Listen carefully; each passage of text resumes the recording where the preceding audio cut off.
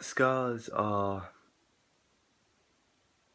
horrible, but they are part of our lives. Whatever scar it is, whether it's mental, whether it's physical, emotional, they don't dictate who you are. They don't, they aren't you. Your scars don't depict who you are. Your scars are just battle wounds from times when you've battled with something, whether it's depression, anxiety, self-hate. People can have scars from having babies, for example, you know, whatever way they have the baby, stretch marks can be seen as scars. I have scars, a lot of emotional ones. Throughout my life I've gained them, whether it's been a bad relationship, whether it's been like a death, whether it's been just bullying, whether it's been something that's just kind of had a knock-on effect on me and who I am right now. I want to quickly talk about scars and friendships. Sometimes when people say, oh, I've self-harmed or whatever, people say, so you still have the scars then? And there's always this morbid curiosity with some people who they want to see what's happened to you. And I don't think that anyone should have, I don't think anyone should be asked, if they want to show their scars. Because that's just not really something that people should do. Like, I'm not saying be ashamed of them. I'm just saying that nobody in their right mind should possibly ever ask that question. Because scars have memories with them as well. I've got a scar on my elbow. This isn't anything like self-inflicted. I was run over by a car when I was about 7 years old. Obviously I still survived, but basically I was pushed. I was riding a bike and I'm pretty sure you can still see it there. It's a little kind of like weird kind of mole thing. Not mole, it's like a little kind of line. Anyway, long story short, bit graphic. Riding my bike and my elbow scraped across the road as this car kind of pushed me along, and yeah, that wasn't very nice. And I went to the doctors and I told my mum that I was scarred for life, and I was like, I didn't really understand what that meant. I've also got a scar on my chin there. That scar also has memories. I was playing football in the school playing ground and someone ran into me and their tooth went into my chin, and this guy already had one of those kind of false teeth, like false front teeth, because he had I don't know, I'm laughing, he had a golf ball hit at him, and so his front tooth knocked out, and his kind of, not retainer, it's like kind of, I don't know, denture I suppose, just stuck in and then fell on the floor afterwards. I didn't see the blood at first. I walked to the medical at school and it was like slow motion. Everyone sort of turned to look at me and I was like, you alright? With like blood just like, anyway, completely different. But when it comes to self-inflicted scars anyway, they aren't anything to be ashamed of. At that time when it happened, you were in, mind my language, a fucking horrible place. I've been there before myself, and at the time it feels right, but I mean, I'm gonna do a metaphor, I suppose. I don't know, an analogy. I don't know what the term is. Anyway, I suppose scars are like drunken sex, because at the time it feels right, like self-harm scars. But then when you look back, you're like you just like, I no. I don't want to offend anyone by saying that, but that's just my kind of personal take on it. That's my experiences with it anyway. You know, the release of the pain at the time kind of equates to the mental pain that you're feeling. But what happens is the mental pain just stays there, but you now have a battle wound to say, on this night I did something bad.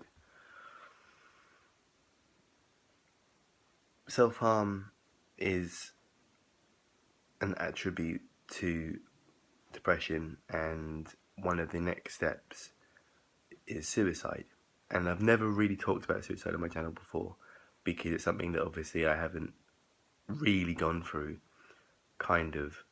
I have gone through it, but obviously I haven't, completed it. I don't ever want to do that. But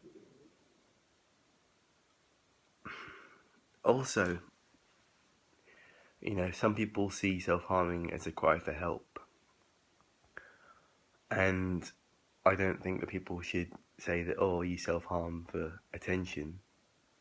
There is nothing wrong with wanting attention, because when you want attention, that's okay. Because, if you want attention, get it. But maybe verbally rather than physically, I suppose. I'm trying to go through this like delicately as possible, because I know that this will hurt people. But I'm trying to, be as soft and gentle, soft kitty, warm kitty and all that. Purr.